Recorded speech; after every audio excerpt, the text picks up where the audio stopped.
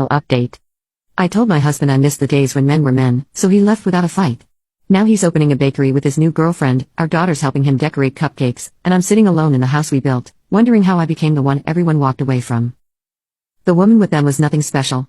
Average height, average build, casual clothes. But the way she looked at Derek and Maddie with genuine interest and affection made something twist inside me. Before I could decide whether to approach or retreat, Maddie spotted me.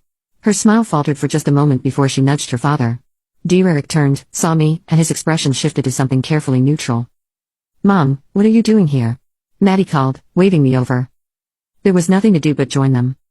"Just picking up some things," I said, wishing I'd worn something nicer than yoga pants and an old sweater.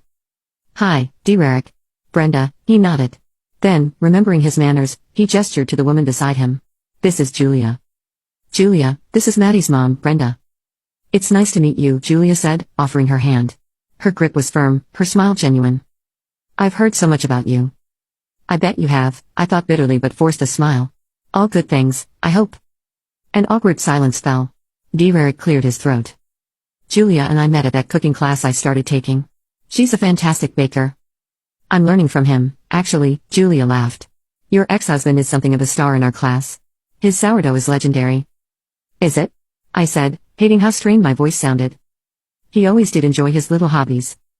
Maddie shot me a warning look, but Derek just smiled. Not the tight, forced smile I was used to seeing in our final years together, but a relaxed one. "Actually, I'm thinking of turning this hobby into something more," he said. "Julia's helping me put together a business plan for a small bakery cafe. Nothing fancy, just a neighborhood place specializing in artisanal bread and pastries." "Dad's going to quit his job and everything," Maddie chimed in, her pride evident. "He's already talked to the bank about a loan." I stared at them, trying to process this information. Derek, my practical, play-it-safe Derek was quitting his stable career to open a bakery. With this woman's help. And Maddie knew about it before me. "Well," I managed. "That sounds risky." "Life's too short not to take risks for the things that make you happy," Derek said simply. "I think I finally understand that." His words hung in the air between us, heavy with meaning. I wanted to say something cutting, something that would puncture this bubble of contentment they'd created without me. But looking at the three of them, my ex-husband, my daughter, and this woman who'd stepped into the space I left behind, the fight suddenly drained out of me. "I should go," I murmured. "Good luck with the bakery." I turned and walked away before they could respond, tears blurring my vision. It wasn't supposed to be like this. He was supposed to fall apart without me, realize what he'd lost, come crawling back. Instead, he was thriving, reinventing himself, taking chances, surrounded by people who supported him exactly as he was. And here I was, alone with my rigid expectations and outdated ideals, watching from the sidelines as life went on without me. As I drove home to my empty condo, a memory surfaced from our early days together, Derek and I, barely 20, dancing in the kitchen of our first apartment to some cheesy 90s song. Both of us laughing, neither caring how we looked or what anyone would think. When had I stopped dancing? When had I started caring so much about appearances, about fitting into some arbitrary mold of what men and women should be? The truth hit me with devastating clarity. I hadn't lost Derek because he wasn't man enough. I'd lost him because I wasn't secure enough to love him for who he really was. By the time I parked my car, another realization had formed. Maybe the problem hadn't been Derek all along. Maybe it had been me, my insecurities, my judgments, my need to control. But even as this thought took shape, I pushed it away.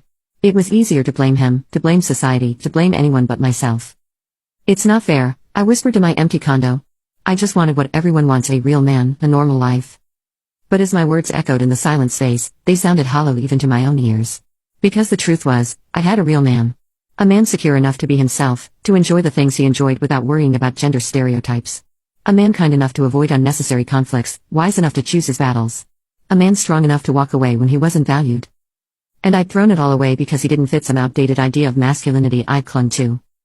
A year after our divorce, I received an invitation to the grand opening of Derek's Daily Bread, his new bakery cafe. The invitation wasn't from Derek. It was from Maddie, who'd added a personal note. "I think it would mean a lot to Dad if you came. He's really proud of this place."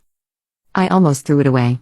What was the point in torturing myself, watching Derek succeed in his new life with his new girlfriend? But curiosity, and if I'm honest, a lingering hope of reconnection won out. The bakery was everything I would have mocked before. Cozy, artisanal, with hand-painted signs and potted herbs in the windows. But seeing Derek behind the counter, flour on his apron, explaining the difference between sourdough styles to an interested customer, I couldn't find it in me to be critical. He looked completely in his element, confident and content in a way I'd rarely seen during our marriage. Maddie spotted me first, rushing over to give me an awkward hug. "You came. Dad will be so happy." I doubted that but forced a smile. The place looks nice.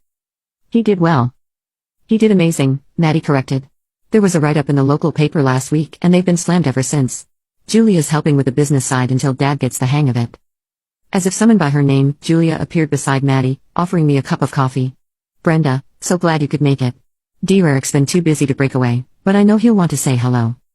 I took the coffee, searching her face for smugness or triumph but found only genuine warmth. It was infuriating how difficult it was to dislike her. Eventually, Derek made his way over, wiping his hands on his apron. Brenda, thanks for coming. His smile was polite, a little reserved but not cold. Congratulations, I said, gesturing around the busy shop. This is impressive. Thanks. It's been a lot of work, but it feels right. He paused, seeming to choose his words carefully. I never would have had the courage to do this if things hadn't changed. If I hadn't driven you away, he meant. The unspoken words hung between us. You seem happy, I offered and was surprised to find I meant it. I am, he said simply. I hope you are too. But I wasn't. That was the brutal truth I couldn't escape as I watched my ex-husband in his new life. While he had blossomed after our separation, I had withered.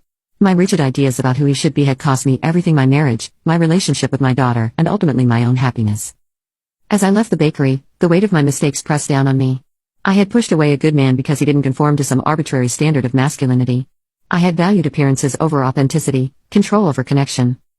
And now I was paying the price alone, isolated, watching from a distance as the family I once had moved forward without me.